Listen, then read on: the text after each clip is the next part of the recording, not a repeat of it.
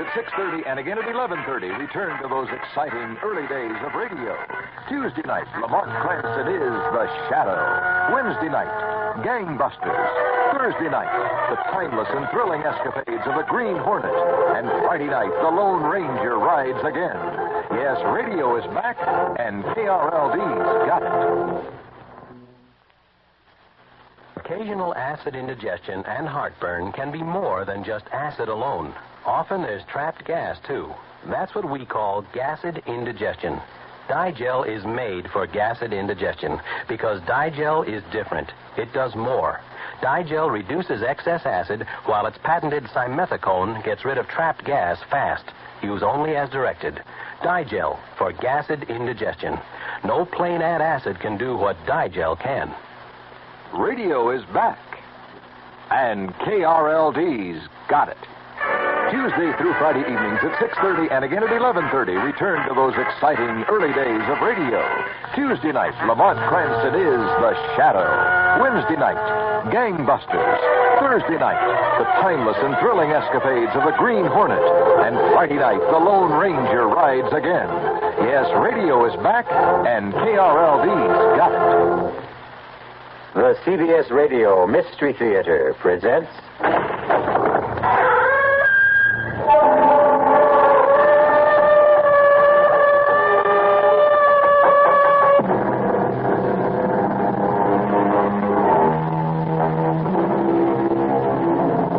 Come in. Welcome. I'm E.G. Marshall. Welcome to the sound of suspense.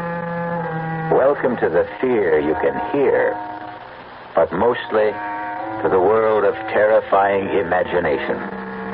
The story you're about to hear concerns one of the most unusual killers in the annals of crime.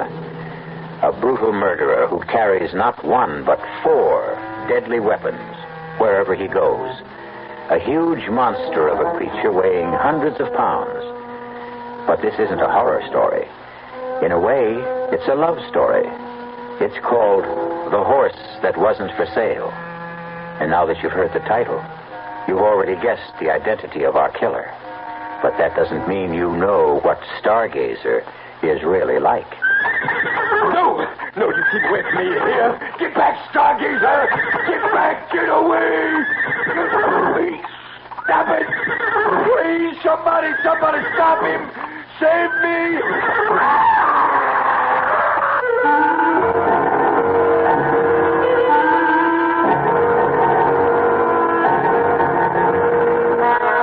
Our mystery drama, The Horse That Wasn't for Sale, was written especially for the Mystery Theater by Henry Slessor and stars Mercedes McCambridge. It is sponsored in part by Anheuser-Busch Incorporated, brewers of Budweiser. I'll be back shortly with Act 1. Who knows how to help you solve your shopping problems? Your Better Business Bureau knows. Sam Spade, private investigator. Oh, Sam, I need you. What's around over there? Sam, I've been out all day. I really tried. All around, girl. But I couldn't sell one thing. And when I went back to the company, they said I bought the franchise and I was stuck with the goods. What am I going to do now, Sam? I'll help you, madam. You're not Sam. No, I'm the man from your Better Business Bureau. Always investigate the reputation of the company before you go into the franchise business. You won't become a millionaire overnight through buying a franchise. Believe me, that's true. Sam is wonderful. Just another helpful tip from your Better Business Bureau. Yes, who is it? Hi, I'm your new neighbor, Steve Williams, in 107. Oh, how nice to meet you. Well, come on in. It's a pleasure. Thank you. I see you've got a measuring cup. And now let me guess, you ran out of sugar. You're a bachelor. Oh, yes. As a matter of fact, I was wondering if I could borrow some prunes. Prunes? Prunes? I know. Did I tell it, Jeff? Yeah, I thought a couple. There are still a lot of people who laugh at prunes. But now, quite a few are finding out how good they really are. Because pound for pound, prunes have 8 times the vitamin A of the leading fresh fruit, and more iron, niacin, and vitamin B2 than the 5 leading fresh fruits. They're also a great natural source of quick energy. He was well, thanks. Anyway, maybe I'll try 105. Yeah. California prunes. The funny fruit that does so much for you.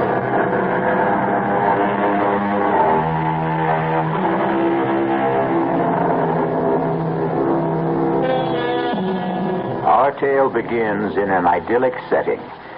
Just picture the gently rolling hills of a horse farm in the early days of autumn. The colors of the trees all red and rust and differing shades of amber. See the ranch house nestled comfortably in the valley. The long row of white stables. But now you may notice something unusual about this farm. The stables are empty. No horses neigh and whinny in the paddocks. The only sound is the tapping of a typewriter. And at a desk in the front room sits a very handsome and very sad-looking young lady whose name is Chrissy Runyon. Judge Simmons, I thought it was only fair that I tell you the whole story about Stargazer, so that at least you'll know the animal isn't entirely to blame for what happened. It began on the day my father was buried. And, of course, it began with our trainer, Clem Burnett. He was all alone at Runyon Farms that day, and he took advantage of the fact to sample some of Daddy's best bourbon. Ah, shut up, you. Stand still if you want to get brushed. Ah, what's the matter with you? Stand still, you mangy beast. God, for the love of, there goes the blasted phone now. I ain't got one job to do, it's another. All right. All right, I'm coming. Hello. Mr. Burnett, it's Chrissy Runyon. Oh, hello, Miss Runyon. How is everything out there? Oh, everything's fine. Just fine. What about Bobbling? Is she still off her feet? Bobbling's fine. Just fine. Are you all right, Mr. Burnett? Sure I am. Everything out here is just the way it should be. Tell me, how was the funeral? I'm calling to ask about the horses, Mr. Burnett. Is Stargazer still restless? Well, that horse ain't been nothing but restless since the day he was foaled. Well, then don't trouble him, Mr. Burnett. Do you understand? Just let him be. And I'll take care of him when I get out there. Huh? You mean you're coming out? Of course I'm coming out. Why shouldn't I? Oh, no reason. I just thought, well, you ain't been here in a long time, Miss Runyon. Well, I have to arrange things for the auction. Huh? Auction? What are you talking about? I'm sorry, Mr. Burnett, but the horses have to be sold. And the farm, too. My father's debts were, too. Well, never mind. I'll be there sometime this weekend. Oh, wait a minute. You're telling me that I'm out of a job? I'm sorry. There's nothing I can do about it. Now, look here. I worked 6 years on this place. 6 years, and your old man never gave me more than a... I'll see you on the weekend, Mr. Burnett.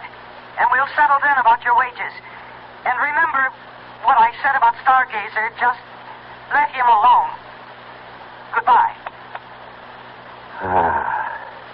Just like that, huh? Just like that, huh, Miss Snooty? I'll let him alone, all right. He can starve as far as I'm concerned. Well,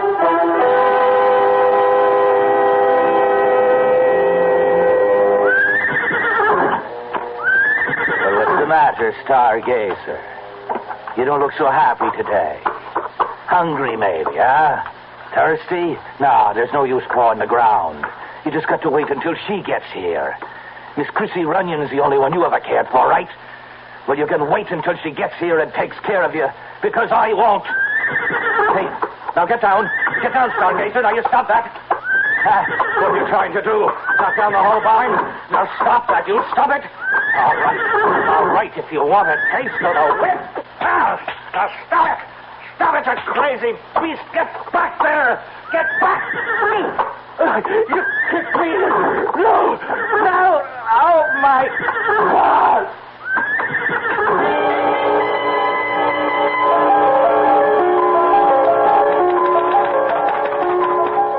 Well, you know what happened to Clem Burnett better than I do, Judge Simmons. You viewed the remains of his body for the inquest that was something I couldn't bring myself to do. I'm sure you remember the day after the hearing when you asked me to dinner. Please, Judge, why don't you tell me what's really on your mind? It's about Stargazer. Well, I appreciate your accepting this date. I know you're anxious to get back to the city. No, I'm anxious to get back to my home, Judge. Yes. It's hard to think that Runyon Farms isn't your home anymore. Well, it hasn't been for years. You know that Daddy and I didn't get along? Yes, I know that only too well. Your father used to say the only thing that keeps Chrissy coming back is that horse, Stargazer. And you were right the first time. It's that horse. Yeah? What about it? Well, I think you know, Chrissy. Even though I handed down the verdict I did about poor Clem... Do you know what that man was doing to Stargazer? Yes, I heard the testimony, remember? Well, it's the truth, Judge. He was deliberately starving the poor animal. He was depriving it of feed and water. And that's why Stargazer did what he did. Chrissy, stop thinking that animals are so aware of human motives. Now, I love horses, too, but I don't give them that much credit. Well, they know cruelty from kindness. And you think it was merely Burnett's cruelty that made Stargazer stomp him to death? Yes, I do. Then what about Clayton? Well, what about him? Clayton wasn't killed. Are you telling me that he wouldn't have been killed if your father hadn't reached the stable in time? I didn't know that you knew about Clayton. Your father told me himself. I didn't realize you... He swore me to secrecy because he knew how much you loved Stargazer. He's my horse, Judge. Daddy gave him to me. Yes, but he didn't know that he was giving you a killer. Oh, don't say that. You can be glad I didn't say it at the inquest, Chrissy. Now, I was tempted to, let me tell you. It was only the fact of you sitting there with those big blue eyes of yours filled with tears that... Oh, I was crying for my father. Yes, of course. But you were crying for your Stargazer, too. Now, you're afraid the verdict would be against the animal and that somebody would have to put a bullet in that proud head. Judge, please don't say such things. Chrissy, you're not going to allow Stargazer to be sold, now, are you? Is that why you wanted this lunch, to ask me that? The horse cannot be ridden. Not even you dare ride him again. A horse doesn't have to be ridden. Chrissy, your beautiful stallion is mad. Mad? Killer mad. The way some animals get when they're treated just a little too cruelly. But Stargazer wasn't ever treated that badly. Between Clayton and Burnett and you... Me? Yes, Chrissy. Yours was the greatest cruelty of all. What do you mean? Your horse loved you, child, and you left him. You went out of his life, and you stayed out of it. Well, I was in college. And afterwards... Oh, Judge, I did have a life to live. I didn't want to live it under the thumb of my father. Yes, and Stargazer forgot kindness and learned indifference and cruelty, and he went mad. Now, you have to do something for him. Judge, please, listen to me. I know he's valuable, Chrissy. And I know your father left you with too many creditors, and Stargazer will probably bring you a higher price than any other horse on the list. 8, maybe 10,000 from the stud farm. Judge Simmons, you needn't have worried. I made up my mind about that even before Stargazer... even before Burnett was killed. He's not for sale. You mean that, Chrissy? I'm putting every single horse up for auction. But not Stargazer.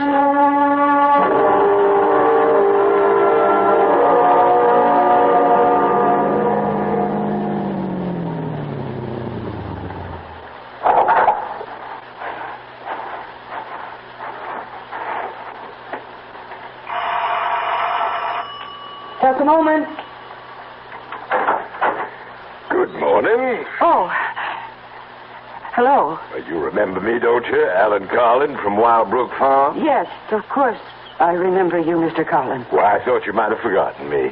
It's been a couple of years since we've seen each other, Miss Runyon. I remember you. In fact, I saw you at the auction. Well, I'm flattered that you noticed me. You bought 3 of my father's horses. Yes, I bought 3. I meant to buy 4. Listen, do you mind if I come in? Oh, Please do. I was really shocked when I heard he died. He wasn't a youngster, of course, but just the same. My father was 71. Yeah, but I always figured he was younger, seeing as how he had such a young daughter. But I know it took Will a long time to get around to marrying. He was practically 40 by then, wasn't he? But then, that's how your father was, always putting things off. Including paying his bills. Is that why you're here, perhaps? I beg your pardon. No, I know that you were on my father's list of creditors. Oh, but that's not the reason I came to see you. You see, I bought 3 horses at your auction, but I meant to buy 4. The only reason I didn't was because the horse I really wanted wasn't for sale. Huh. You mean Stargazer? I suppose you think I believe those rumors about the animal? Well, I don't. I've been around horses all my life. A good thoroughbred doesn't go crazy overnight. So any compunction you might have about selling him... You're mistaken. Stargazer was kept out of the auction at my request. He's my horse, and I don't want him sold. Well, I attended the inquest, you know. I listened to every word, and I know Burnett mistreated the animal. That's why he got stopped. Mr. Burnett was a fine trainer. Oh, yes, indeed.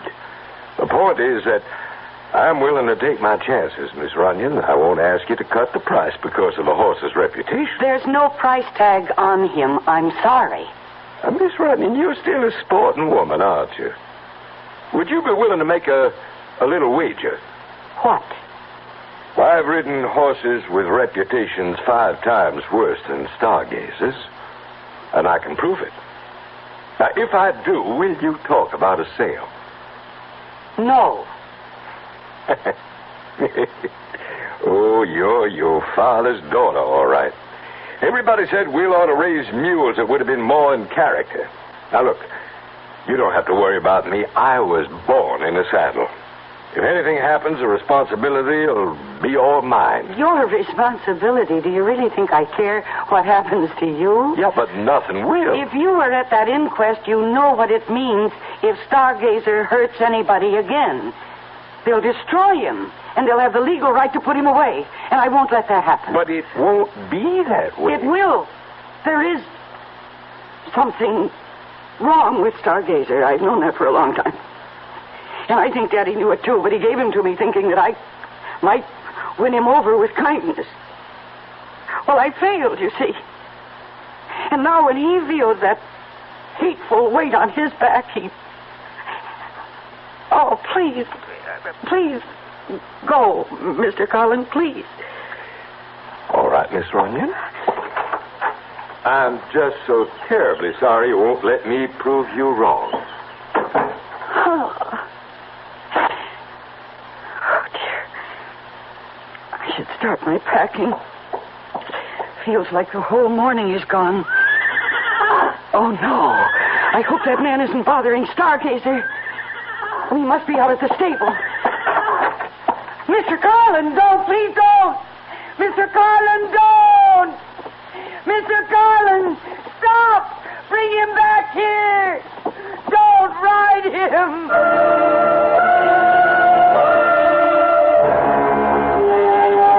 And so Mr. Alan Carlin, horse fancier, has taken a fancy to a killer horse.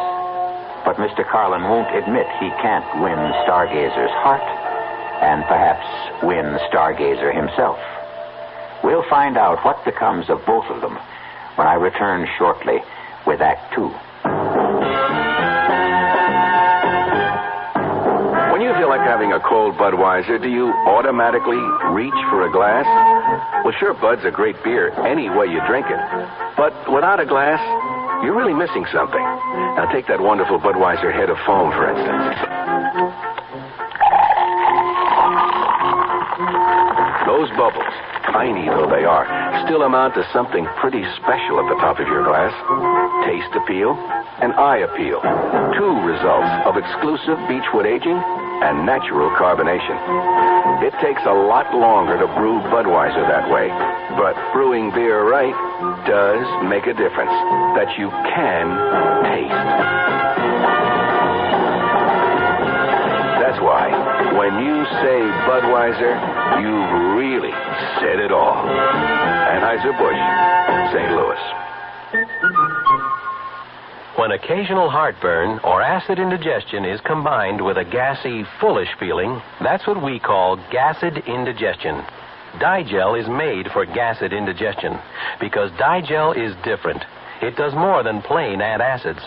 Digel reduces excess acid while its patented simethicone gets rid of trapped gas fast. Use only as directed. Digel for gassed indigestion. No plain add acid can do what Digel can. Was I embarrassed? Even though I used an adhesive on my dentures, they still came loose during dinner. And when I had to be... This denture wearer should change to Cushion Grip, a soft, pliable thermoplastic adhesive that even hot or cold liquids can't dissolve. That's why Cushion Grip lasts and holds dentures much longer than ordinary powder, paste, or cream adhesives you often must apply 2 or 3 times daily. For new, long-lasting security, new comfort, change to Cushion Grip.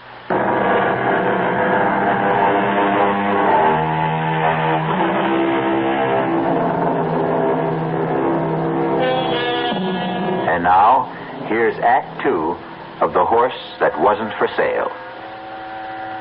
Alan Carlin knows horses, knows the feel of them, the moods of them, knows when they respond to a rider's touch, and knows when they resent it. But there are times when even the best horseman allows his ego to override his common sense. And Alan Carlin is about to learn that his time is now. Okay, boy. Take it easy now. Easy. Slow it down, boy. Come on. Those branches. Oh, good Lord, Stargazer, slow it down, boy. That tree. No. Oh, God, my back. My spine. Crazy horse, she was right. You are crazy. No, you keep away from me. Get back. You get back there, Stargazer. You get away. No, stop it. Somebody, please, somebody stop him. Save me.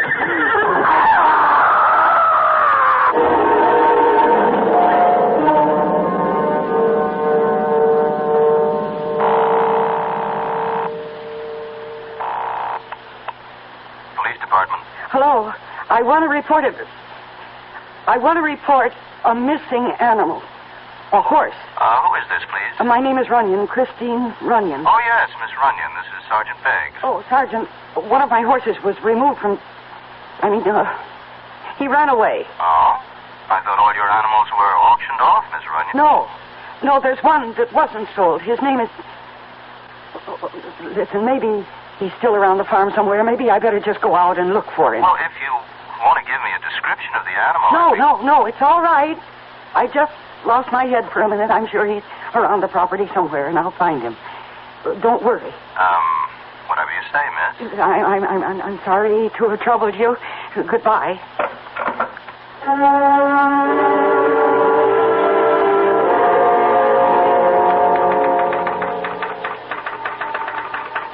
Of course, I knew that Stargazer wasn't around the farm.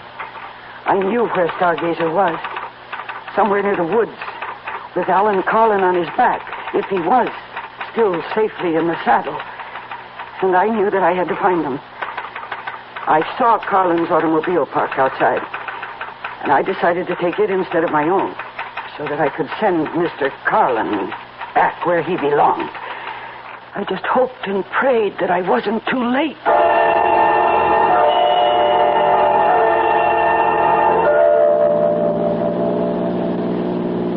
I hated driving. All my life I preferred a saddle to a driver's seat. But I drove Alan Carlin's car like a reckless idiot, taking every curve as if it was a race course.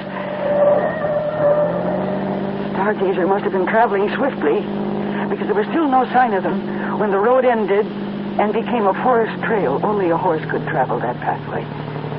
So I stopped the car. I wasn't afraid of the forest. I'd spent half my life on a trail that led into the deepest parts of it. But now, for the first time, I felt afraid of it. Afraid of what it might conceal. And then I heard a sound that froze me in my tracks. Stargazer! Stargazer, where are you? Stargazer! Mr. Carlin!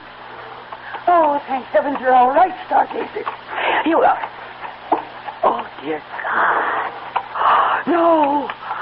Mr. Carlin, he's been thrown. Oh, I warned you not to do this. He just won't be ridden. Nobody can ride Stargazer, not even me. But you're lucky you weren't... Oh, no. Oh, no, his head. Oh, no. You killed him. He's dead. He's trampled to death. Oh, dear God. How could you let this happen? It isn't right. It isn't right. No, Stargazer. I'm not angry. Not with you. My poor animal. No, it's his fault. It's all his fault. Oh, damn you, Carlin. Why did you make this happen? Why? No, don't worry. Don't worry, Stargazer. I'm not going to let anything happen to you. That wouldn't be fair. It just wouldn't be. Only what can I do? They'll find out. Somebody will find out. I looked at Carlin's dead body. And I thought, what if I simply left it there? Just left it to yesterday's dead leaves and this year's snow. By the time they found him, Stargazer would be safe with me in Washington. But then I realized that would never work.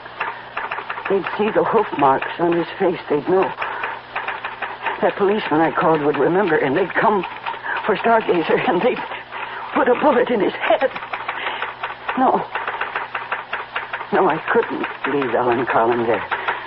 Not with the story of his death so clearly marked on his face and his body. Well, maybe there was something else I could do. What if I obscured the story of that death? What if I just obliterated it? Yes, that was my answer. Alan Carlin's automobile was only 100 yards away. If I could get him there, I bent down and put my hands under his arms, and I tried to lift him. He was so heavy. Dead weight. How could I drag him to the car? No, it was impossible. I could only move him a few inches along the ground. The slippery leaves beneath his body helped a little, but I just didn't have the strength. And then Stargazer gave me the answer. If I could manage to secure the body to his harness, if I could attach it somehow to the reins, or even to the stirrup. It was horrible, I knew that.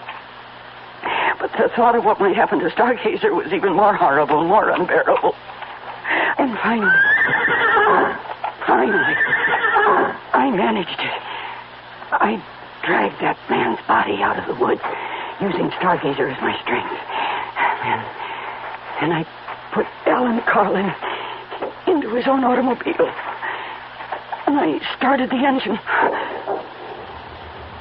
There was only one logical place to take him. It was the canyon road, of course. I knew how steep that drive was, how dangerous it was. That's why so few cars traveled it. And that was lucky for me, the fact that the road was empty, because it made what I had to do so much easier. It almost seemed like a sign from heaven that what I was doing was right.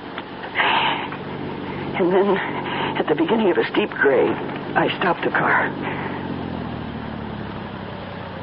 And I looked at the edge of the precipice.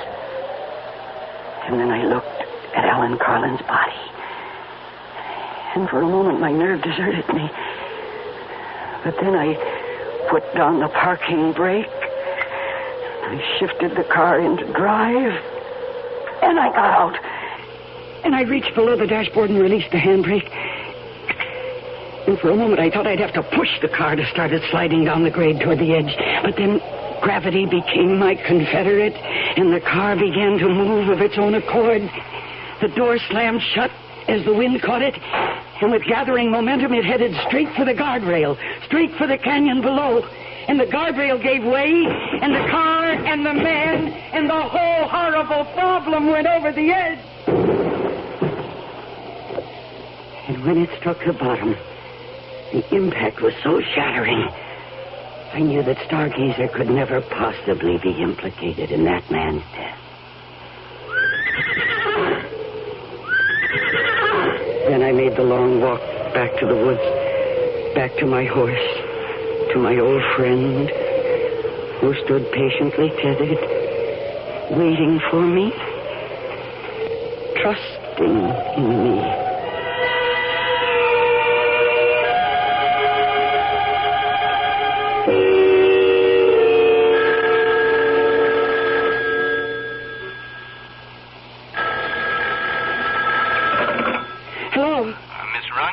Sergeant Beggs. Yes, Sergeant. Well, I just thought I'd call and see if you had any luck about finding your horse, I mean. Yes, I found him. I was foolish to have panicked. He hadn't gone very far after all. Oh, good. Still on the property, you mean? Yes, he was. That was silly of me. He was just a short distance away. Well, that's fine. That's just fine. I'm glad to hear it. Better make sure you keep that stable door locked, huh? Yes, I will. Thank you very much, Sergeant. You're welcome, Miss Runyon. Goodbye.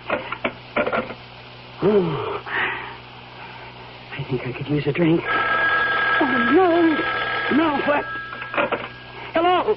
Hello, is this Miss, is it, Bunyan? No, the name is Runyon. Who is this? Well, you wouldn't know me, Miss Bunyan. Miss Runyon. Name's Sam Pratt. I work over at Wild Book Farm for Mr. Carlin, you know. Yes? Oh, what do you want? Well, I was wondering if you were going to be home this afternoon, Miss Runyon. A little something I wanted to talk to you about. No, I'm sorry. I have a great number of things to do today. I can't receive visitors. Well, I figured you'd want to talk to me, Miss Runyon, on account of what happened this morning. Oh? What do you mean? Oh, I think you know. What happened out there? On that canyon road? I haven't the faintest idea of what you're talking about. Sure you do, Miss Runyon. You see, I saw you kill Mr. Carlin out there. I saw you murder him. Now, can I come and talk to you?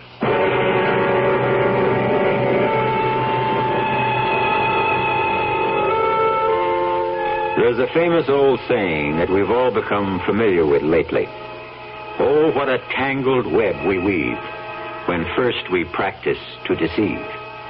At the moment, it looks as if Chrissy Runyon has woven herself a tangled web, and one in which she herself seems to be caught.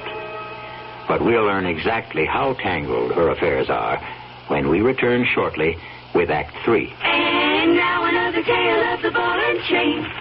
At Kellogg's Special K presents the good, the bad, and the heavy. Why is that cowboy wearing a ball and chain? Because carrying around extra pounds can be just like carrying around a ball and chain. How symbolic. What will it be, senor? Give me the Special K breakfast. Here you go. For a Special K, it's the milk, orange juice, and coffee. Say, don't I know you from someplace? You probably don't recognize me with my ball and chain. I used to be 10 pounds lighter, but I'm getting back that way by exercising and eating smart at every meal. Starting with this year's Special K breakfast. What's so special? It's less than 240 calories, 99% fat-free, and delicious. It's going to help me get rid of this year ball and chain. I bet your horse will be glad to hear that. Another ball and chain. Fight that gust.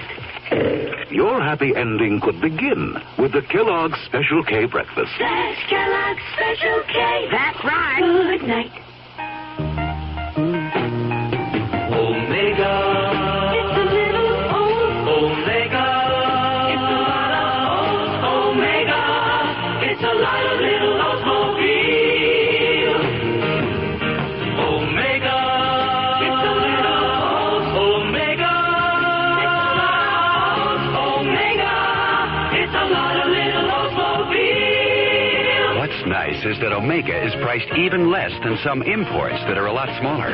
Manufacturer's suggested retail price is $2,883 for the two-door coupe, including dealer new vehicle preparation charge, state and local taxes, destination charges, and optional equipment additional. Not bad for a lot of olds. Omega. Omega.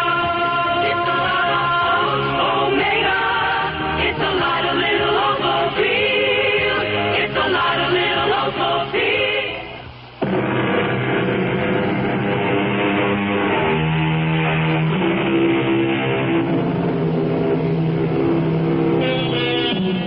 And now, here's the final act of The Horse That Wasn't for Sale. And it begins with a sound that strikes terror into the heart of young Chrissy Runyon. She hesitates before she answers it, afraid of the man who might be on her doorstep. Miss Runyon? Yes. I'm, Sam Fry. Yes. Oh. Come in. Well, it's nice of you to see me, Miss Runyon. Who are you, Mr. Fryatt? I've never seen you around here before. Well, I'm new, Miss Runyon. I come from out of state. Yeah, I used to work in West Virginia at the Algonquin Farm. You know it? I've heard of it. Yeah, well, I used to be a trainer there a long, long time ago. Then they had me doing grooming work and junk like that. I said, no more of that, I said. Mr. Fryatt, will you please come to the point? What did you mean about Mr. Carlin? I don't know what you saw or think you saw. I seen you, Miss Runyon. I seen what you did. Well, whatever you think you saw, you were mistaken. I didn't even know your boss, Mr. Carlin. And to accuse me of killing him... Oh, but that's what you did, all right. Now, you pushed that car over the cliff, and poor Mr. Carlin was in it. My, you must have really hated that man. Well, what'd they ever do to you? Get fresh or something? Mr. Fryatt, you're completely wrong. I swear you're mistaken. Well, all righty then, I'm wrong. So you don't mind if I tell the police what I saw? Now, I figure they're not so dumb. They could go looking for footprints or something up there, like tire tracks and stuff like that. It was an accident. Of course, I don't have to tell them what I saw. What do you mean by that? Well, what I said. Ain't no law saying a man has to tell everything he knows. And what would stop you? Oh, if I liked the person. No, that's not what you really mean, is it? Now, you take Mr. Carlin. Well, I only worked for the man a week, and I could tell already that he wasn't such a nice fella. Now, I did not kill Mr. Carlin. Oh, sure, Miss Runyon. But you see, there I was in that canyon, taking a ride on the old nag they let me use, and I seen that car stop there. And now, just for the heck of it, I put my field glasses on it. That's how I come to see it all.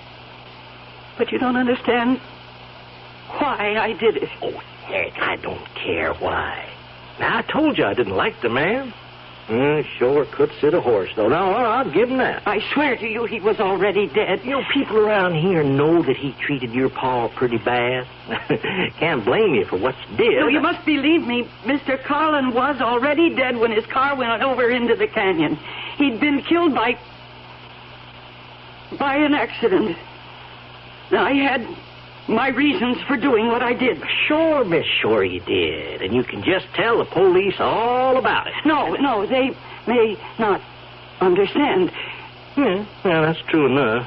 Yeah, they may not understand. I mean, not the way I do. But just the same, if they ask me questions about it, now, I'd have to tell them what I know. Well, unless, of course, I wasn't around to tell them anything. Not around? Well, with Mr. Carlin dead, there's not much point in me hanging around Wildbrook much longer. Maybe I ought to move on, find me another job. If I did that, well, I wouldn't be here when the police came around. Understand? No, I'm not sure I do. If I could get me a stake, now, I'd leave right away, tomorrow, maybe. It wouldn't take much. 4,000 or 5,000, maybe, huh? That ought to be enough, don't you think? Oh, now, wait a minute. Well, better round it out to 5. 5,000 would do her, Miss Runyon. You expect me to give you that money? Well, it would sure help if you did. But that's impossible. I don't have a penny. Auction must have given you plenty, Miss Runyon.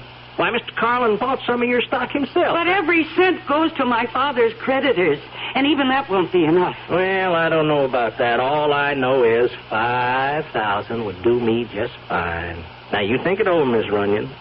I'll come back tomorrow afternoon. It won't do any good.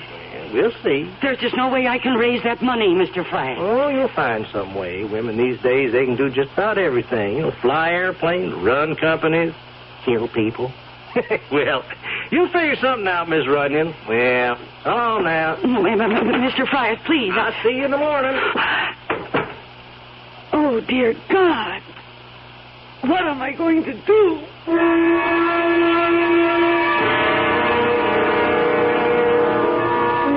And now, here's news on the local scene. The body of horseman Alan Winslow Carlin has been found in the ravine below Canyon Road.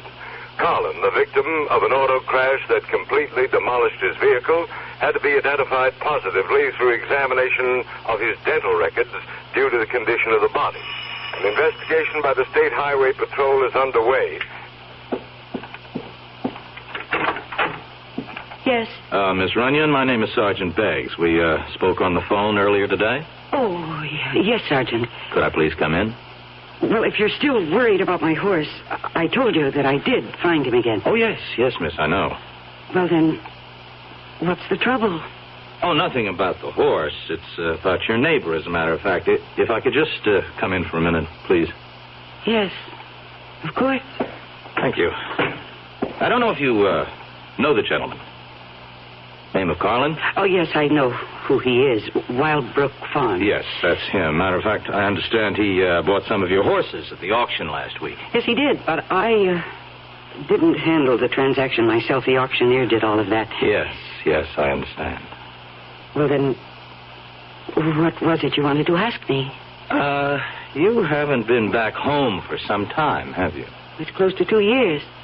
I came here when my father died suddenly. Yes, I know. And so I guess you didn't see Alan Carlin in all that time? No. Why in the world should I? Oh, I was just asking. Oh, Sergeant, I think you'd better tell me what this is all about.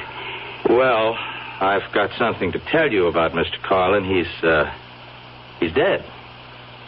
He died in an auto crash this morning. Yes. I just heard that on the news. Oh, I see. Well, it was pretty bad. He was halfway up the Canyon Road, heading for the Leap. You know where the Leap is? Sergeant, I was born and raised in this part of the country. Oh, yes, of course. Excuse me. Anyway, he went out driving that way, and he must have skidded or something. Car went over the edge, plowed right through the guardrail. Oh, that's terrible. It's such a dangerous road. Oh, yes, it is a dangerous place. I would have thought Mr. Carlin would have had more sense than to take it at high speed or whatever it was he did. Anyway, the car went over, and it was totally demolished, of course, and that's a long way down. Oh, that poor man. I'm terribly sorry about Mr. Carlin. But I really can't take his loss very personally. I hardly knew the man. Uh-huh. Well, your father knew him well, though, didn't he? Yes. They were neighbors for many years. And friends. Oh, I suppose so. Only they had some kind of falling out about money, I understand. Well, what does that have to do with all this? Just curious, Miss Runyon. Are you trying to imply something? No, miss, of course not. Why should I do that?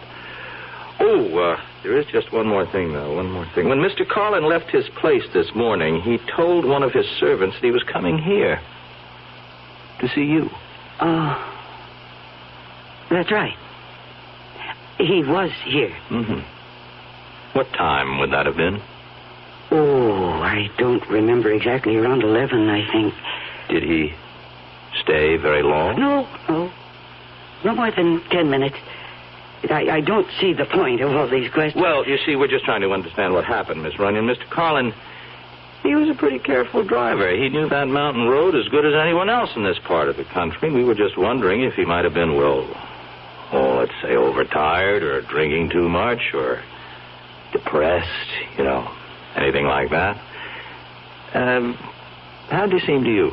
I just don't recall. I see. Well, then I guess that's all for now. What do you mean, for now? Oh, the Highway Patrol is investigating the accident, too, and since you were the last person to see Mr. Carlin, they might be talking to you, too, Miss Runyon. Oh. Is that the horse out there? One that got away? Yes. That's my horse. My. That's a fine-looking animal. Oh. I guess he's the only one you didn't sell off, huh?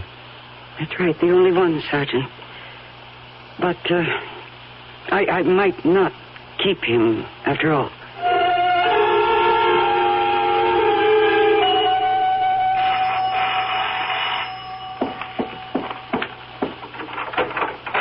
Well, hello, Miss Runyon. Hello, Mr. Fryer. Come in. Well, thank you. Well, sure a nice morning we had, wasn't it, huh? I didn't notice. Sure glad it warmed up some. I had to walk over to Mr. Carlin's place. That old nag of mine finally broke down. Coffee, I smell? Yes. Would you like a cup? Well, I sure wouldn't mind. How do you take it? Black, just fine. Oh, thank you, miss. That's real nice of you. That's good. Well, now, I understand the police were around yesterday. You don't miss very much, do you, Mr. Fryer? Pays to keep your eyes open, I say. Oh, yes, I'm sure it does. Now, the question is, how much does it pay? Mr. Fryer, I don't have the money you want. Well, that's a real bad piece of news, Miss Runyon. I told you yesterday there's simply no way for me to get my hands on it. The money that came to the estate through the sale of the ranch and its stock went directly into escrow. Now, I wouldn't know about fancy words like that, miss. All I know is... The estate has no money. And I have no money of my own. Well, that's really too bad. Because that means I can't leave. And if I can't leave, I might just as well tell the police what I saw. I'm hoping that you don't do that, Mr. Fryer. Oh, I don't want to do it. Believe me, Miss Runyon. But if there was just something you could give me. I mean, there must be something your pa left you, huh? Man like your daddy wouldn't die and leave his only child nothing at all. Well, there is one thing. What's that? It's the only legacy I have. The most valuable thing he owned. Look, out the window. That horse, you mean? Yes. His name is Stargazer. A thoroughbred. A champion. Yeah. Oh, that's some stallion, all right. You said you were a good judge of horseflesh. How much do you think he's worth? Well, I wouldn't know for sure. I've been told he's worth between $8,000 and $10,000. Yeah. Hey, a man would be mighty proud to own a horse like that, right? Well, he's all yours, Mr. Fryer. What? I'll transfer my ownership to you. Right this minute. Oh, you really mean that? Oh, why, that would be real fine, Miss Runyon. That would be real kind of you to do that. It won't take more than a few minutes for me to prepare the papers. Oh, I'd really appreciate that, Miss Runyon. You know, I'd sure like to take him out for one last ride before the sun goes down. And, of course, that's just what happened, Judge Simmons. Sam Fryatt took Stargazer out for his very last ride.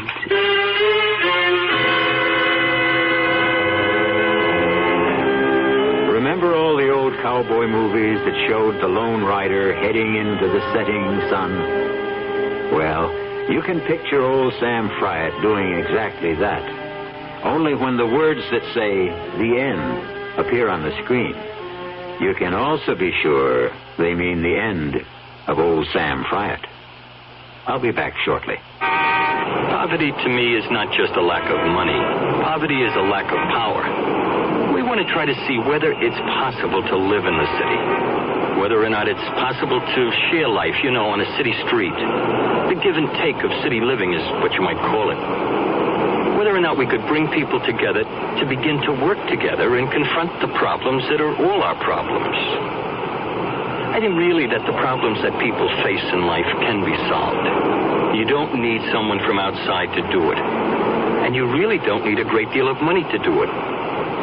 What you do need is a lot of people who recognize that they have the ability to do something about the problem. Not by themselves, maybe, but working together and sharing their talents and their ideas. Together they can confront the problems and overcome them. That's what the Campaign for Human Development is all about. Campaign for Human Development, United States Catholic Conference.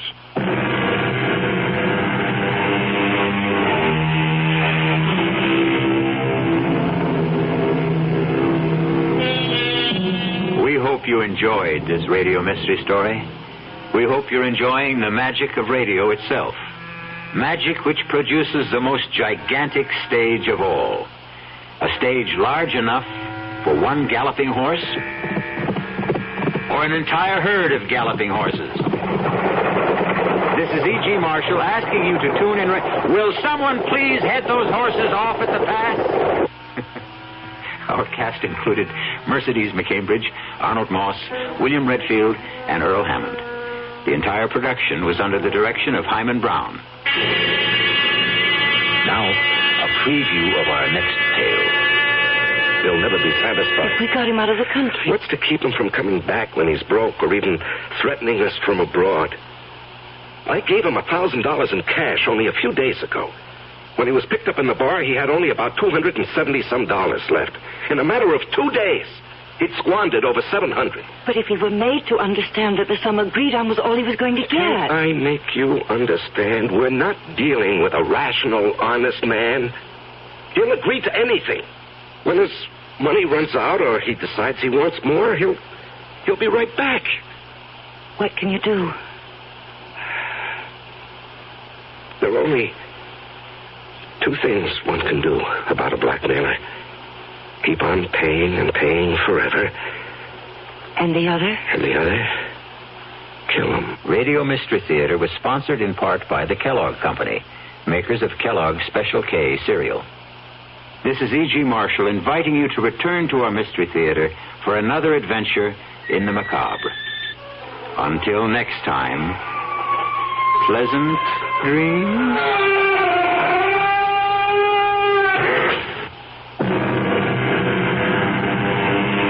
Miss a single adventure of KRLD's Mystery Theater. Set your clocks and your radios to tune in at 10:07 every night. During basketball season, the Tuesday and Saturday night mysteries will air at midnight. And don't forget, Mystery Theater Sunday afternoon at 4:07.